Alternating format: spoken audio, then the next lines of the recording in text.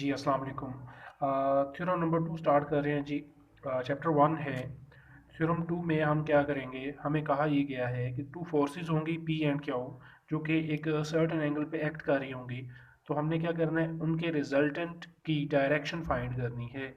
हमने पहले थ्योरम में पढ़ा था कि रिजल्टेंट की मैग्नीट्यूड फाइंड कैसे करते हैं। हमने उसका फार्मूला ट्राई किया था। और इस थ्योरम में हम जो है वो रिजल्टेंट वेक्टर की डायरेक्शन फाइंड करने का फार्मूला ड्राइव करेंगे। ठीक है जी। तो इसके लिए बेटा हमें सबसे पहले चैप्टर जो थ्योरम 1 था उसकी हेल्प लेना पड़ेगी। थ्योरम 1 में हमने कुछ इस तरह से किया था कि हमारे पास दो वेक्टर थी जिनको हम ड्रा भी कर लेते हैं। तो यहाँ पे भी हमें कहा गया है दो फोर्सेस होंगी पी एंड क्यू फोर्सेस।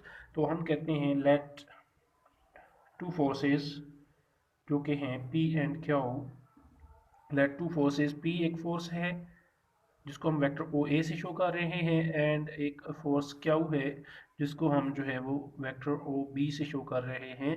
ये कोई दो फोर्सेस हैं एक्टिंग एट एन एंगल, कि ये दोनों फोर्सेस जो हैं एक्ट कर रही हैं एक एंगल पे जिसका नाम हम अल्फ़ा रखते थे। तो हमने पहले डायग्राम बनाई थी, तो उसको दोबारा ड्रा करते हैं। लेट्स सी हमारे पास ये कोई दो फोर्सेस हैं, एक फोर्स पी क्यू, एक फोर्स है हमारे पास ओ बी जो कि हमने रिप्रेजेंट किया था क्यू को, और एक फोर्स थी ओ ए जिसको हम फोर्स पी कहते थे। ठीक है जी। तो ये दो फोर्सेस हैं हमारे पास, फोर्स पी एंड क्यू, जो कि एक एंगल बनाती हैं, एंगल अल्फ़ा। ठीक है जी। हम जब इन फोर्सेस को ड्रा करते हैं तो हम बेसिकली पैरेललोग्राम जो है वो बनाने की कोशिश करते हैं। तो चलें इसमें भी पैरेललोग्राम को पूरा कर लेते हैं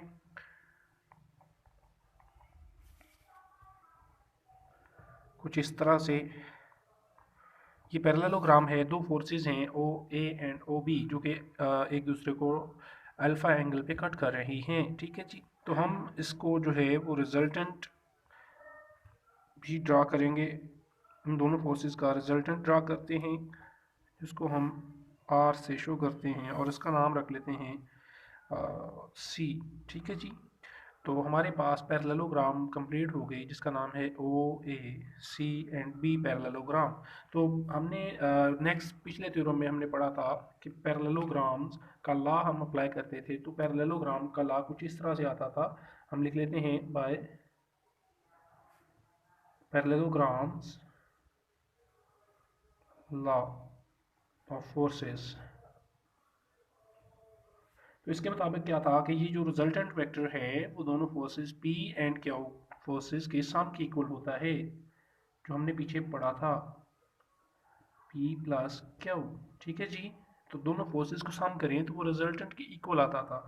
तो ये हमने पीछे पिछले थ्योरम में पढ़ा था। चलें अब हम इसी की मदद से अपना जो है वो डायरेक्शन फाइंड करने का प्रोसेस जो है वो शुरू करते हैं। तो आपने करना क्या है, आप सबसे पहले हम क्या करेंगे, इक्वेशन 1 जो है इसको इक्वेशन 1 कह लेते हैं। इस पे हम वेक्टर p के साथ या फोर्स p के साथ डॉट प्रोडक्ट करेंगे।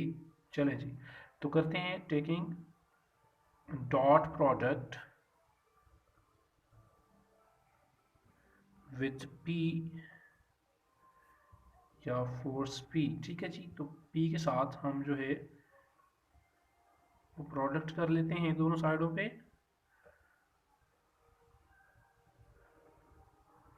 चलिए जी। अब इसको मज़ीद हम जब सिंप्लीफाई करेंगे तो कुछ इस फॉर्म में आ जाएगा ये।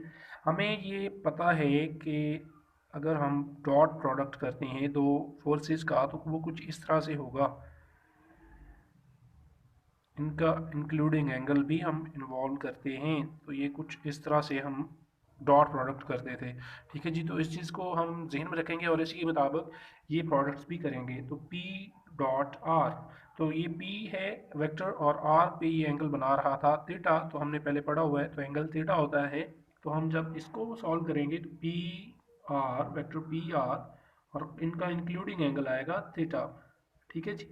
और इधर आप प्रोडक्ट को अगर अलग अलग कर देते हैं तो पी डॉट पी, ठीक है, और इनका इंक्लूडिंग एंगल जो होगा वो कॉस ज़ीरो होता है क्योंकि दोनों एक ही सेम डायरेक्शन में लाई करेंगी। इसी तरह पी डॉट क्यू जब करेंगे तो इसमें हमारे पास इनका इंक्लूडिंग एंगल आएगा अल्फ़ा। ठीक है जी। पी और क्यू के इंक्लूडिंग एंगल है अल्फ़ा। ठीक है, इसको मज़ीद सिंप्लीफाई करें तो ये P dot are cos theta, और इस पे हमारे पास जो है वो ये पी डॉट पी स्क्वायर आ जाएगा, क्योंकि कॉस ज़ीरो जो है वो 1 होता है, और P Q cos alpha as it. ठीक है जी।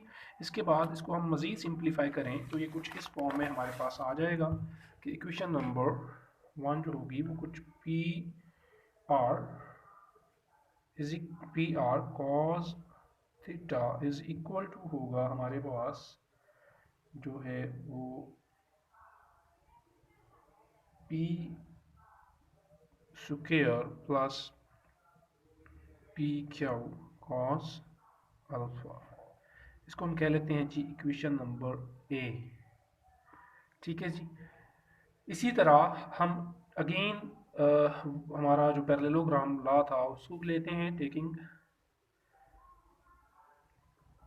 पैरेललोग्राम लॉ हमारा ये था कि resultant vector P vector plus Q force के सम के इक्वल है। इक्वेशन 1 ही हमने ली दोबारा। अच्छा, अब हम इसी इक्वेशन 1 के साथ दोबारा से क्रॉस मल्टीप्लाई करेंगे p को। पहले हमने डॉट मल्टीप्लाई किया था, अब हम इसी के साथ क्रॉस मल्टीप्लाई करेंगे। यहाँ पे लिख लें taking cross multiply with p on both sides। चलिए जी, p क्रॉस r वेक्टर, इधर भी कर लें p cross p vector plus q vector. आगे हम इसको अच्छा, जब हमारे पास क्रॉस मल्टीप्लाई होता है, लेट्स सी ये पी आर में ले लें, पी आर में जब आप क्रॉस मल्टीप्लाई करते हैं तो उसकी क्रॉस मल्टीप्लाई कुछ इस तरह से होती है, sine including angle theta. Cos के लिए हमें डॉट के लिए कॉस थीटा और क्रॉस के लिए साइन थीटा। ठीक है जी। चलिए जी, अब इसको सॉल्व करते हैं तो पी आर कुछ इस तरह से साइन थीटा आ जाएगा, इधर P dot P cross P और प्लस पी क्रॉस क्यू। ठीक है जी। चलिए इसको आगे मज़ीद सिंप्लीफाई करते हैं, P R cos sine theta और ये पी आर पी स्क्वायर कर लें, चलें साइन ज़ीरो क्योंकि इनके दरमियान एंगल ज़ीरो होगा, plus P R Q sorry P Q sine, इनका इंक्लूडिंग एंगल क्या था, अल्फ़ा। चलिए मज़ीद सिंप्लीफाई करते हैं, पी आर साइन थीटा और ये साइन ज़ीरो चूँकि ज़ीरो होता है तो पी स्क्वायर और zero plus P Q sine alpha. इसको मज़ीद सिंप्लीफाई करें, पी स्क्वायर जो है वो ज़ीरो से मल्टीप्लाई होकर ख़त्म हो जाएगा, तो देन हमारे पास ये इक्वेशन जो है P R sine theta is equal to the P Q sine alpha, ये इक्वेशन आ जाएगा और इसको हम इक्वेशन नंबर बी कह देते हैं। ठीक है जी।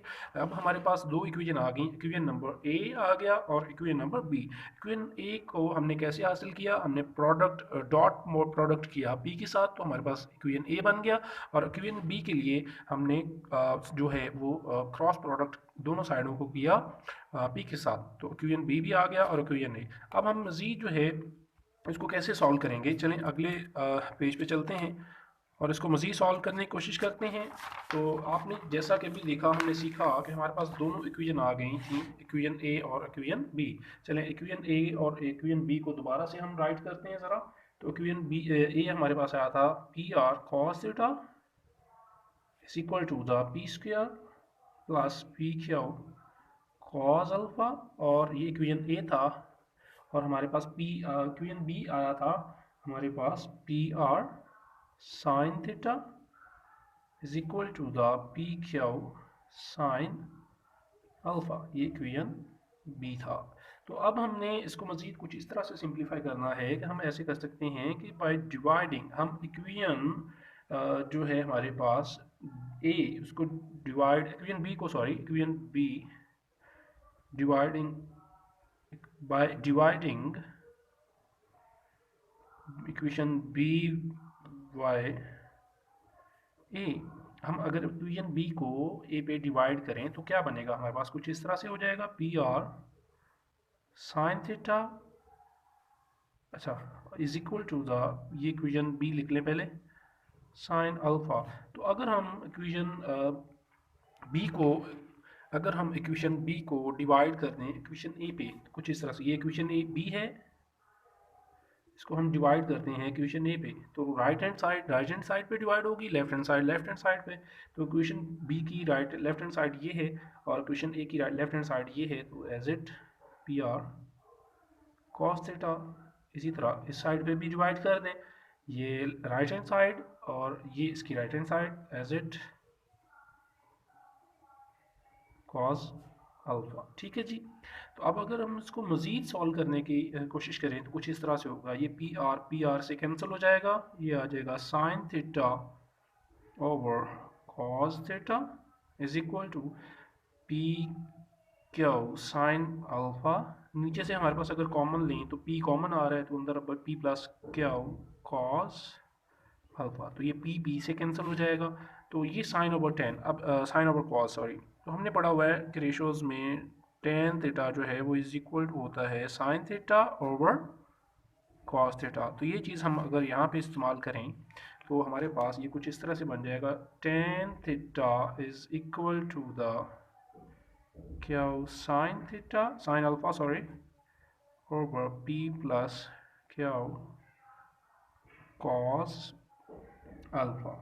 तो बेटा जी यहाँ तक अगर आप देखें तो हमारे पास ये टेन थीटा का रेशो जो है वो आ चुका है, और हमने असल में यही चीज़ फाइंड करनी थी जो कि हमें रिजल्टेंट वेक्टर की डायरेक्शन देता है। ठीक है जी। तो उम्मीद है कि आप लोगों को डेरिवेशन जो है वो समझ आया होगा, और हमारा बेसिक यही फार्मूला है।